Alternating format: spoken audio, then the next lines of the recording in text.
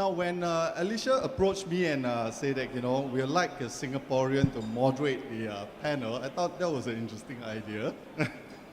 We have a lot of Malaysians here, and especially with KK, he's a very enthusiastic Malaysian investor. And I think that, you know, we're going to have a very interesting discussion here.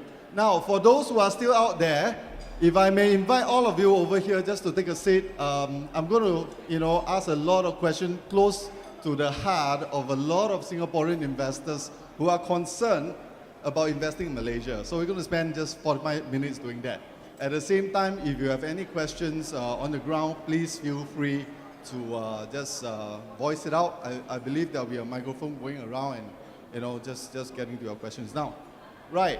We're going to start with several topics. So how this is going to work is I'm going to, you know, just shape some topics for discussion, right? And along the line, we will just let loose about 10 minutes, okay? Spend about 10 minutes on each topic, and as we discuss together with the panel, right? You guys are free to ask any question you want regarding that topic. And from one topic, we move to another. Now, among us, what we did was, before we came out here, we spent an hour downstairs and say, what should we talk about? Because we were given the what ifs. Now, that what if can be, what if the currency falls to what if we have a World War III, right? So it's, you know, it's kind of hard to shape what ifs. But we sort of identified the 4 areas that we'll be discussing on. First, addressing the elephant in the room, right? Politics, right? Now, the effects of politics on the Malaysia property price. So we're going to get our 2 ladies to help us understand what is their perspective from a Malaysian's perspective. What is the understanding of how politics actually affect property, right? The second thing we're all very concerned about, the ringgit, okay? And we're going to talk about ringgit, how that is going to impact investors, what's the direction, what's the possibilities of, you know, if falling or rising. We saw the ringgit rising quite significantly, you know, about 3 to 4% in the last couple of weeks. You know, is this trend, you know, do we expect this trend to continue? And we're going to also touch on a very important topic, rental. Rental, right? Okay, right. How many people have bought Malaysian property already? Okay, not too many, huh? So the rest are preparing to buy, right? That's why you're here. I assume lah. I mean, I assume they just, right? Okay. So all of you will be very concerned about rental strategies. Now, there's no better person to answer it than KK. He himself have bought quite a bit of, and he's managing, you know, quite a bit of Malaysian properties, and he'll be able to give you the perspective on that.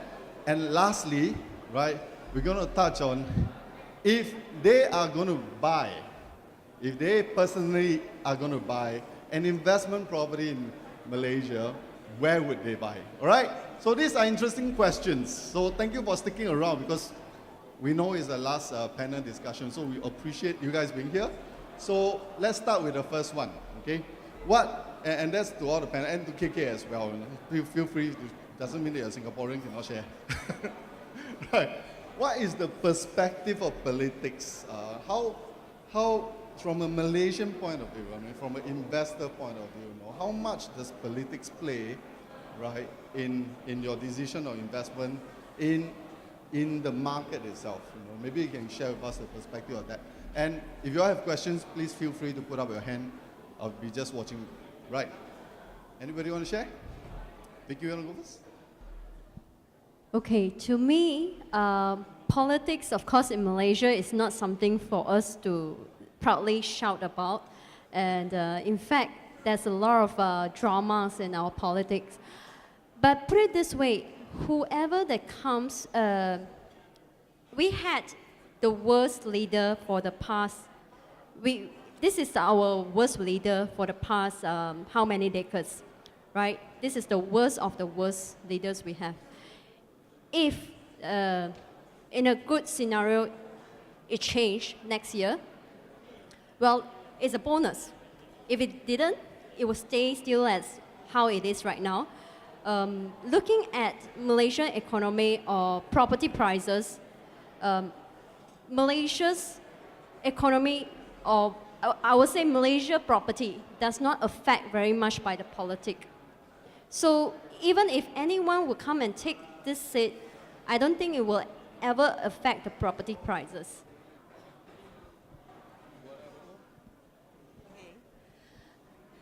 As compared to many countries, I would say Malaysian politics is still considered rather stable.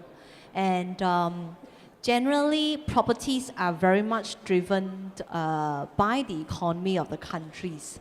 And one thing about Malaysian politics changes, it will be more of the changes between parties.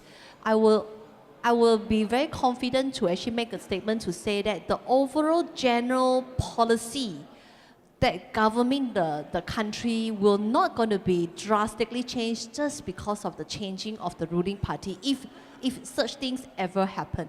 So basically, the country is actually run by a backbone of our national economic plan. Yeah, so it's like in a company that is actually come with a long-term budgets. Yeah, so I think for property investor, Malaysia, when it comes to the relationship between the properties, investments sector, as well as the politics, I would say it doesn't actually carry a high risk as compared to maybe other countries. KK, what's your thoughts? So some of you might know me. I started with 327 Sing dollars, and today I own a lot of properties, including 2 hotels. So what happened is 5 years ago, I mentioned to people, start buying Malaysia properties. Today, if you have entered like myself 5 years ago, you would have already collected 5 years of rental, multiplied by the number of units that you own. So to me, whether the government is the current existing government or the opposition party, life will go on. As a property investor, you must really understand how to go about choosing a right property. Meaning to say, the location must be right, the entry price must be right, and your asking rental must be right. If all these 3 factors are right, no matter who the government is, if you know what kind of tenant profile to target, your property would be easily rented out. So moving forward, let's say another 5 years of a new government, I would be continuing to collect 5 years of rental, whether the government is the current government or the new government. So to me, it doesn't make a difference. Yeah. Okay, great. Any questions from the floor? Wow, I thought we were all very political creatures in Singapore. But really, no question at all. Sorry? There goes my mic. You should hold because you're done. Hi, I know you're talking about the politics. I think we put the politics aside, but there's this constant fear or concern that there's overbuilding in Iskandar. Do you agree with that? His question is on overbuilding in Iskandar. So maybe one of you could share a bit about Iskandar. Now, whether a property or any development is overbuilding or not, it's really depending on what is the time frame you are looking at. To begin with, Iskandar is not a 5-year plan. Iskandar is a long-term plan. So, just like I take an example of if you're talking about in KL, there is a place called Subang, USJ, if any of you are aware of. USJ is so-called like an extension of Subang. And USJ took about 10 to 15 years to mature out. Yeah? Why? Because always you need to have somebody who spearhead the development, and then the content of the economic productions will actually have to go in. And if you decide to go in today, the thing that you need to understand that the game plan is you may be the person who has to hold all the way until the maturity of that seed that you planted today is going to bear fruit. If you think that 10 years is too long of a plan, because within these 10 years, you have no other strategy for rental return or investment return, then I suggest maybe Iskandar at this point in time may not be a right timing for you. But it doesn't mean it is not a right timing for another investor who may wanted to move into Iskandar for various purchase reasons. For instance, the person may be looking for a family home or a weekend home or for whatever purposes, then right now, it probably will be the best time. Because when all the businesses and economy comes in, Iskandar prices will not be what you are seeing today. Yeah, so buying purpose is one very important factor.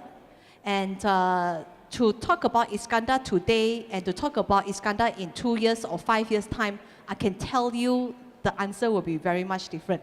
But one thing is for sure, Iskandar is a project that is backed by the state government. So long as it does actually have this governmentary support at the back, it is actually part of the state development plan. Yeah, so if you believe and you have confidence in the states that is actually backing up this particular initiative, then you will find your reason to enter into the market. If you think that it may be premature at this point in time, then maybe you wanted to wait and see. All right.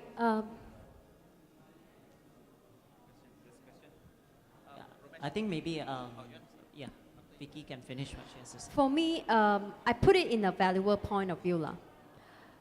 For a person to invest in any place, no matter it's Iskandar or any place, any other place, because a lot of other places also quite overly built and a lot of developments are ongoing. Developers will not stop building.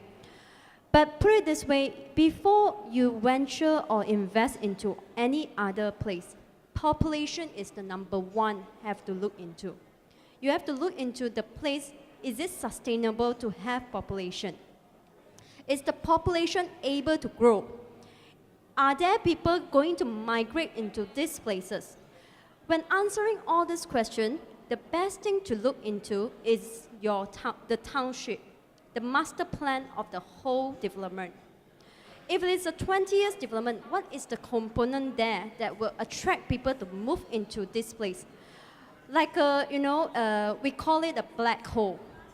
Is it able to suck in all this population to make this place crowded? Is it possible?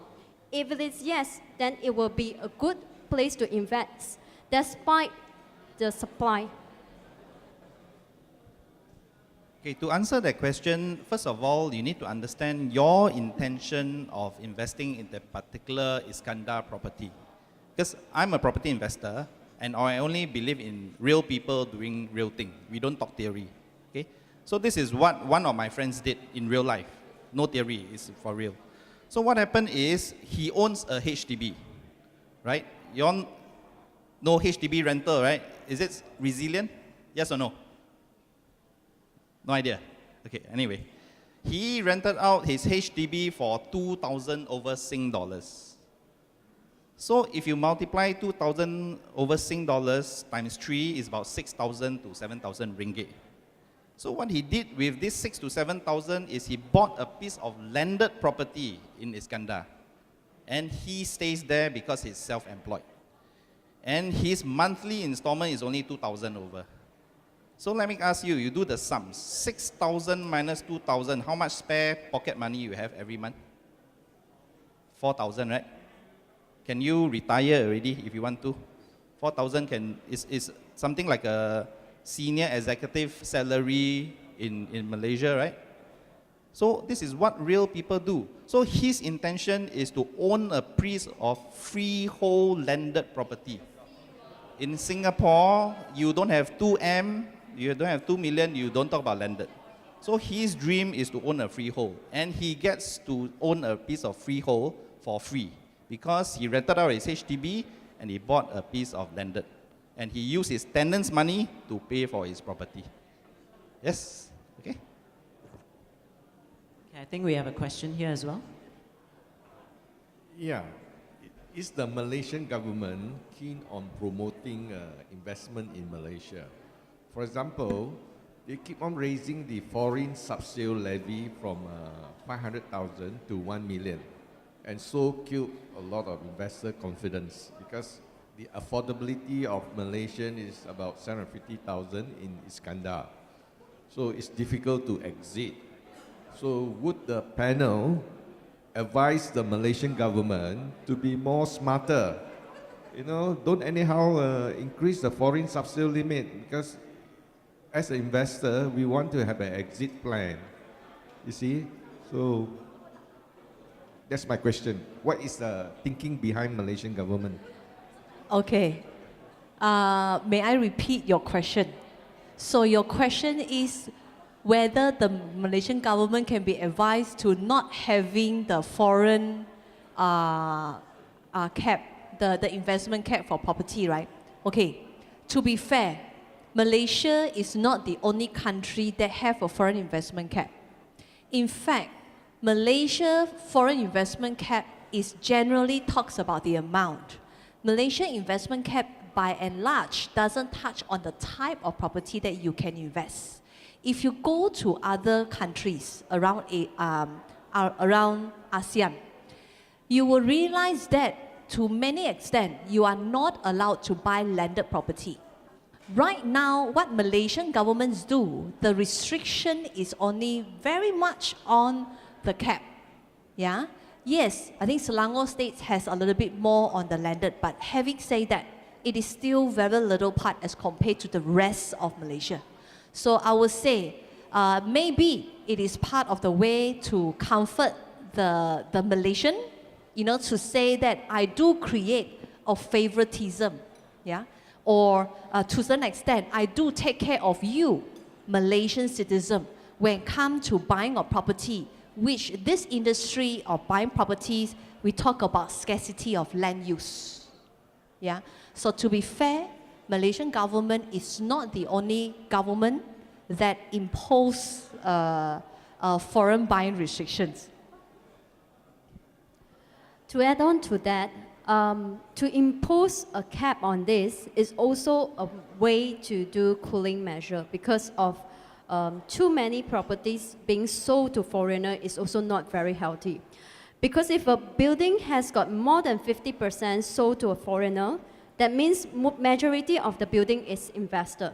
So who is going to stay in the building? All right? And second of all, this cooling measure, I think, is very mild compared to Singaporean. I think Singapore also have cooling measure against foreigner, which is 15% of the stamp duty price. And I think for Malaysian, we are treating foreigner very equal. That means we buy at 1 million, you buy at 1 million also. But in Singapore, I think if you buy at 1 million, we are actually buying at 1.15 million. All right? So I think this is, there's nothing much we can do about it, even in any other country. Even in Vietnam, if you're buying a freehold property, it will convert to a leasehold. I think it was worse off. All right. Thank you. The solution is marry a Vietnamese wife or husband. They convert back to freehold. Well, to be fair, KK, some of us don't have that option. But on the other hand, I mean, I think certainly there's a concern. I mean, you know, setting a $1 million limit on that, 1 million ringgit on that. But one of the interesting thing, and I think any responsible government would do, is to segregate between the local markets. The last thing you want is Singaporean getting involved in the 200,000 ringgit housing, right? Then screw up people's life. So that's the part where they are trying to shield, because there is an income gap. And I think that's a very decent thing to do, right? Yes? Sir, madam, may we know the panel's comments about the Malaysian standard for maintaining buildings? I believe there's a lot of room for improvement. How shall Malaysia and the stakeholders continue to improve on the standard of building management, the standard of building quality? And also, what are your comments about the influx of the China influence into Malaysia. Would this ultimately be good news for investors? Would this be good news for the society? And my final question is it true that the China people have bought over all the durian plantations in Malaysia? Thank you. Okay, thank you for your question. I think it's a very good question on the strata properties. Okay, prior to that, a few years back, governments already addressed this problem. And it's the huge problem of strata properties badly managed. And this image of strata properties badly managed actually affected a lot of the property value in Malaysia. So what we did is that our government actually, you guys are very distracting. Sorry about that. So we actually passed through the Parliament for Strata Title Act 2013. And this was effectively in 2014. And just last year, they actually enforced it. So meaning, in other words, we have a new act to enforce this strata property, strata management. So what this act will do? Okay, what is the problem? Why is it all property in Malaysia badly managed? Number one, Malaysian has got a bad habit of buying the property and not paying the management fees. I know Singaporeans are very good at this, very good at paying their fees, but a lot of Malaysians, they don't pay. They are very bad at paymaster. So this act actually imposed and enforced it. If anyone who don't pay the management fees, the property manager are able to go into the property and take possession of the properties, the items, or even lelong out, even auction out the properties. Okay, so this one will actually make, it's already out in the newspaper in Malaysia. There are few properties has been actually taken possession. So this actually create alarms and alerts to the markets. And also talking about the management, property management in Malaysia. Previously, it's because people don't pay. That's why they don't have sufficient fund to manage the property efficiently. With this act coming into effect, they also tend to be much more prudent on managing the property. On top of that, Malaysia, last time we have a system that, you know, after the property being built, and then only the developer will apply to the strata title. And a lot of people who buy the property 10 years after that, or 30 years, or even 30 years, don't have a strata title. But now, because of all this act has imposed, so what the property developer has to do is prior to submission, the developer order, they have to submit all the strata title shares and segregates all this shares amount to all the owners. So by the time you receive your key is the time that you receive your strata title. So that is how efficient Malaysia is right now. Of course, Malaysia is not, there are a lot of flaws in the laws, but we are actually improving. It's already improving on this state. Okay. No, so that's very good to know, because I think that's one of the major concerns. And when I read the news about the strata management thing, I thought that was a great thing. But I do warn you guys, for those who have bought, a majority haven't bought, right? So that's not an issue. But if you have bought and you're holding, remember to pay your fees, please. Because sometimes we are the creator of our own problems, right? You know, you don't pay and then we complain about it not being served, especially if you come from overseas. But perhaps one of the most dangerous part of it when, you know, when he asked about, you know, what the effect of Chinese buyers and you know, the Chinese people, you know, the influx of Chinese people into Malaysia itself. And tying to that question, you know, if Singaporeans will pay, but will the Chinese pay? Yeah, I sort of think that you will be asking the same question as well. And perhaps we get Agnes to look at it and say, you know, what's your perspective on that? Well, I think the Strata Title Act is a very good initiative by the government. Yeah, so you do need to give them time to roll out and implement it and take actions, etc., etc. I think once that is actually rolled out, if it's done effectively, any policy, whether you are a Chinese or you are non-Chinese or you are Malaysians, you'll be going through the same treatment. You default, they take back your property, and so I guess that will solve the problem. Yeah. On that aside, to answer your questions about whether what do we feel that you have an influx of the Chinese coming to buy Malaysian property. Okay, maybe the effect that we felt may not be as great as in Singapore, because after all, Malaysian land is very huge. Yeah, we have 13 states. They only come into a few spots. You know, I won't even call an area. They only come into a few spots to buy. So honestly, the impact of that purchase are not really felt as much as maybe in the island of Singapore. In Malaysia, foreign investor buy for various reasons. One is they wanted to do an investment. Second, something that we're beginning to see more and more is they are buying property to apply for Malaysian as second home. Because Malaysia, to get a PR-ship, is not an easy thing. Okay, so a lot of time, the foreigners, if they like to stay here, they go by way of second home. So to buy a second home, they do need to have a home.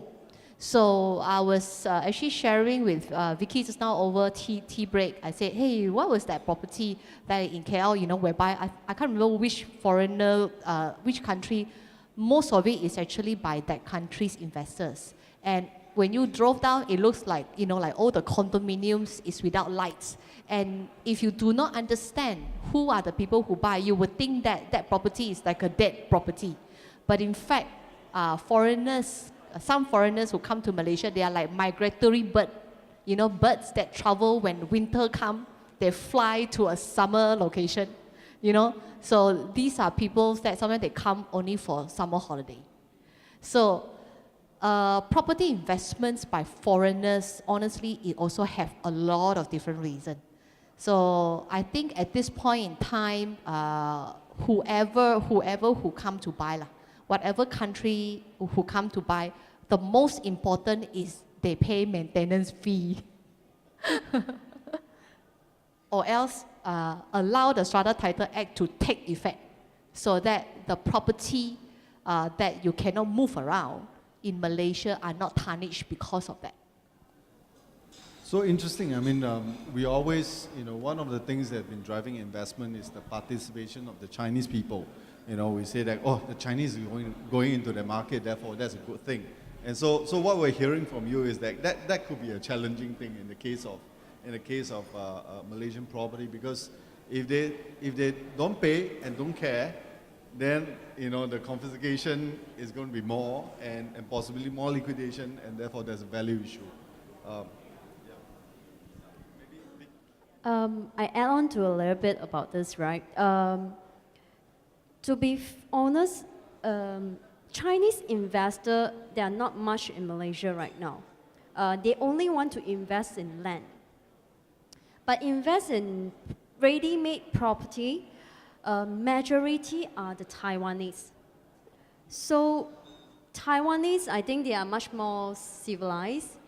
And China actually, even though they invest property, they have trouble to get money out of their country. And also depending on the developer who market the property. Did they market it in China, Shanghai? Of course, if they market it over there, we have a majority of Chinese buyers. But if they don't, the Chinese were not able to know the property or the projects unless it was specifically brought to China to sell it over there. Yeah. Just now you mentioned about Chinese buying durian plantations, right? I want to add on that it's not just Chinese are buying. Myself and my friends are also buying, okay? So in fact, we are negotiating a deal about durian plantation. If you know ROI, right? Durian plantation, super high ROI. The durian trees can last 100 years, okay? And it only takes 5 years to plant. Okay, so that's beside the point for general education. So back to the point, the main point about Chinese buying properties. Okay, I have two pointers to share. The first point is, you know, some projects, if they buy one unit in mainland China, they get the second one in Malaysia for free. This type of project you better don't touch, okay? Because you'll be ghost town. I heard rumors. I don't plan to verify it, or it doesn't just don't make sense. I rather get my ROI from my investments, okay? So the other point is, if you understand, let's say in Kuala Lumpur, you have the Korean community, you have the European community, and you must understand that the Chinese, they are aged, they are looking at retirement, MM2H. If you invest in those properties that Chinese community will come and stay physically because of good healthcare and lower costs in Malaysia, that's a good bet. So if you're looking at that kind of investment, it's very healthy, not the buy one get one free type. Yeah, okay, that's my 2 pointers. On the durian plantation, okay, a lot of people, 15 minutes left. Should I answer? Okay. Like everybody's enthusiastic. Like the durians. So might as well.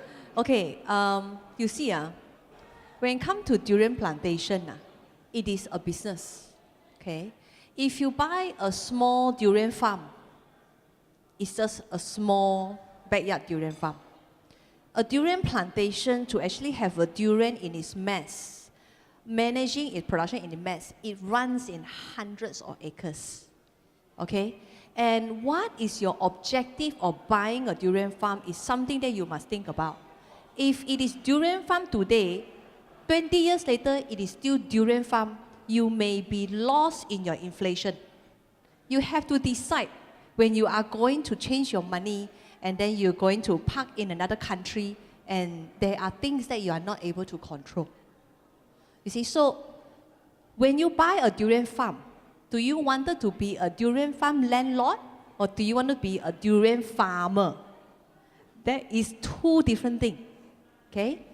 I have clients who buy durian farm, okay? At the end of the day, because of the size of durian farm, his number one benefit is not the rental. His number one benefit is to be able to have lorries of durians every year. And then he has to find ways to repatriate that lorry of durian to his friends and families, okay? So a lot of the time, you wanted to have a maximum sheer return of certain thing. It does have its designated sheer size that you need to get into. Otherwise, it may not actually be a property that's suitable for you if you're investing from so far away. Regards to this durian, right? I'm a durian lover, but I stopped eating durian after this. So, to tell you this, China investor, they have a trend. Even in investing in any country, there is a trend for China. For example, there was one point in time they invest in Malaysia. There's one point in time they invest in Singapore. And also there's one point in time they invest in bird nests. And there goes our Malaysia house. Every household has been emptied up and being a bird nest area. And I have no doubt this durian farming thing's gonna be a trend also. What if durian's trend is off? So this is a question that I have to leave it to you, whether investing in durian farm, is it worthwhile or not, if it is just a trend.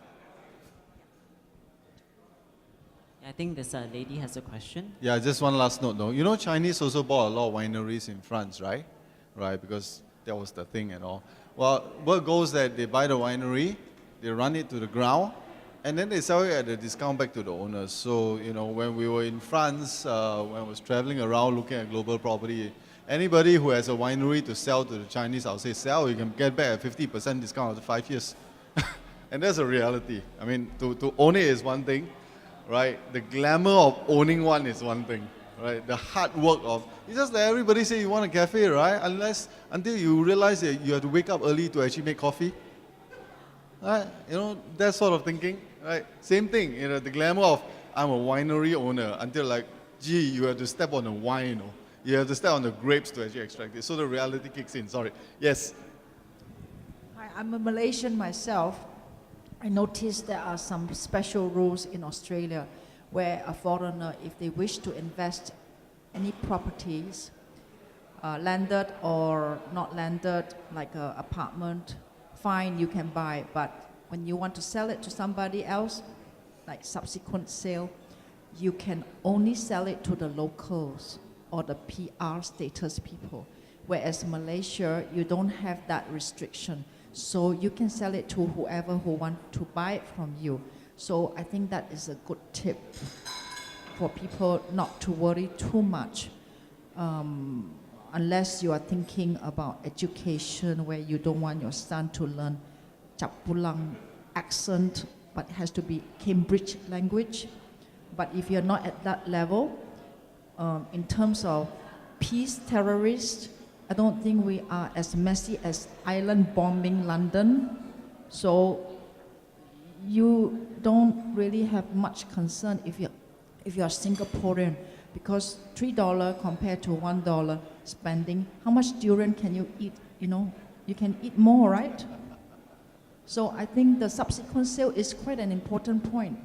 And also the capital gain tax is 50%. Don't care when you sell. Whack 50% of what you get. Malaysia, you have downgrading capital gain tax, or you have capital gain tax free at certain Medini zone. Am I right? You can sell with no subject to capital gain tax, so it's tax free. And also business-wise, right? You have several types of business that is tax free. So if you are in the right business, it's tax free for you for 10 years. So you can work 2/3 of the year instead of 100% of the year. Maybe I'll take that point onwards since I'm dealing with the global side and she did mention about Australia. The reality is as we go around different markets, as we look at different markets, there are different constraints, different positives, different negatives. And people invest for different purposes, different structures, different strategies, right? So I would not take a market to a market and compare. It's like comparing apple and oranges. For example, you take Australia as an example, but the reality, if you look at Australia, the house price in terms of long-term growth is a lot more stable than Malaysia. So there's pros and cons lah, depending on where you look at. But you're right in the sense that, you know, when it comes to Malaysia, the long-term, if you have a long-term perspective, and if you're looking at a currency of 1 to 3, generally you are starting from a rather low risk base in terms of the losses, right? The only thing most investors have to deal with is your cash flow, isn't it? Right? So you talk about, will I make money or not? You know, the key thing is don't be too old to actually think about that. If you are young, right, that's fine because you've got 20 years ahead of you, 30 years ahead of you. You don't have to worry too much. The tricky part is during the 30, 20 years that you're holding, can you hold? Right? Because if you can't hold it, in other words, you don't have the rental to cover the cost, how are you going to manage it? And that's where, we're going to approach another topic we've been discussing. Now, how do you hold? Because Malaysia, we know, we are very concerned because rental is a major issue, right, when it comes to the properties. Whether you talk about Iskandar, which is in a rather challenging state at this point in time, or even in KL. So the holding power in terms of your rental, how can we maximize it? What are some of the strategies that you can use to actually create a better situation, better holding power for yourself? So I'm going to ask our guests here, especially KK, because KK has done some wonderful deals in the KLs as well. I'm going to ask them for one strategy each, right? She'll talk about tax, but anyway, one strategy each of how you can better manage your cash flow, your rental returns, right?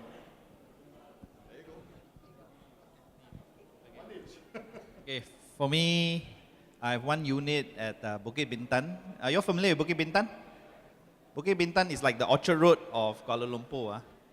So 5 minutes walk from Jalan Alor, a very nice eating place. A lot of tourists go there. I entered a unit about 700 per square feet. That's about 3 years ago. I'm getting about 10,000 ringgit rental. So if you work out, it's about 10% ROI. The strategy is Airbnb, meaning to say that you rent per night.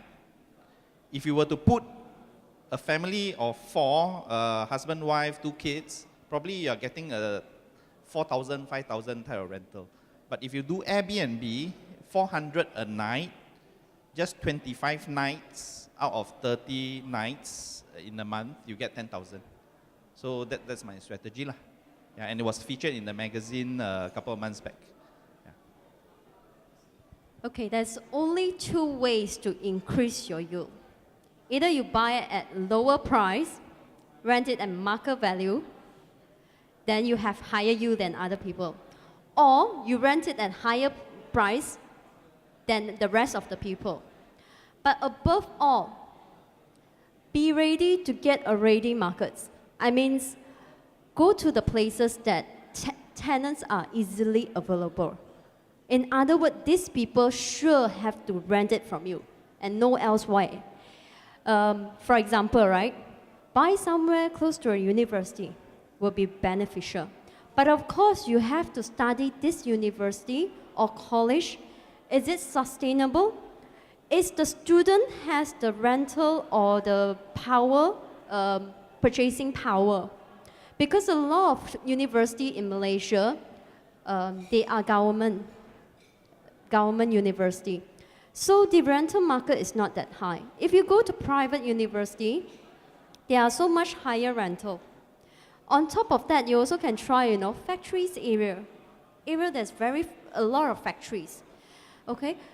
Areas in a lot of factories, we know that a lot of people are there. They are not necessarily labor. They could be high-skilled workers staying there. For example, if you are a single person, you are executive, you don't want to travel very far to work. So the ideal thing is to stay somewhere around your factory. And also another way you can do is work out something else. For example, don't just rent it traditional way. Because right now, if you're doing traditional way, then you are expecting the same result like the rest of the people. Okay, you can do something else like, you make it into Airbnb, you can make it into a homestay, you can even rent out rooms if you do not afraid of the hassle. Rent it out as a room for students to stay. And there are many ways to slice a cat. Well, that's a good point. I mean, don't just buy rental guarantee, buy guaranteed rental. You know what I'm saying? Right? Okay. Okay, I can see the challenge of being the last to answer the same question. No, the next one I'll rotate it the other way. Okay, generally, a property purchase for capital gain and a property purchase for rental purposes, to many extent, is not the same. Assuming your focus is rental return, I suggest that you look into sub-sale. Sub-sale that already come with tenant, and evaluate the tenant. Select the tenant, of course the property as well, select the tenant. Now, what are the criteria of the tenant? Okay, do you look for a tenant that gives the highest rental yield? To me, the answer may not be an absolute yes, because I see many of the time looking for a tenant that has a sustainable business may actually help you longer in the longer run. For instance, in Malaysia, we have this convenience store, not 7-Eleven, but similar to that, the local brand. Generally, because they have a brand, so they go around town to look for shop lots to take on the rental, but they normally will squeeze you a little bit. But they sign a very steady, longer terms. Okay, so you know that in a market like today, market may not be too great, but because that brand, it carries many outlets, they have their own business hedging themselves. So they are the least they are the last one to default your rental payment. So the tenant's business choices and type, I find as a landlord is one of the very important things to review, not just because he gives you the highest rental yield. Well, I think those are very, very valuable points. Certainly worth your trip down today, right? Okay, just one last question. I know we are approaching the 3-minute mark. After no, you mean no more time? Okay, time's up. But a very quick one. I'm just going to get them to do this. Each one of them, I'm going to get them to tell me, if they have to invest into the Malaysia market right now, where is it going to be and what is it going to be? Okay, so to be fair, I'm going to give Agnes the first go. Okay, and we roll it down that way. Thank you, Dan. Okay. Assuming that you are buying into a residential property, okay, selecting the type of customer you wanted to deal with, meaning the type of tenant you want to deal with. If you are looking for a foreign expatriate, I may want you to look into areas whereby foreign expatriate who may come with their family, places that is near to international school and accessible to public transport. Those will be one of the potential suburbs or areas to look into. Malaysia has quite a number of these kind of areas. Right, Vicky. Okay, for generally, Agnes is really right. Nowadays, parents want to stay where the children study, and also where they work. So no points of getting up very early in the morning and travel to school. But on top of that, if you have the budget, I say 3 million, okay, you can also look into some commercial landed properties as well as factories that can be sell in within your budget. Because the market is recovering, business are coming back. So when business coming back, you are also expecting that people will start renting out from you. But of course, there is also a holding period that you have to bear with, maybe 6 months to a year, that this market will slowly recover. Okay, KK. So I'm a professional property investor, so I do property investing full time. So what I will do is, normally I'm into commercial these days. I will be bringing my members to Penang, 1st to 4th of December, and look at commercial properties, meaning shop lots, and convert them to either F&B or boutique hotels. So nice place to hang out in Penang. Very peaceful, very safe, and the governance is very good. Yeah. A second potential Singapore in time to come. Right, thank you. I think that was quite a bit of nuggets for you guys. I hope you enjoyed the session. Sorry we couldn't field all the questions that you might have. Later on, we'll be around. If you've got any questions, please continue to engage the speakers and ask them. And shall we give them a round of applause for a very interactive...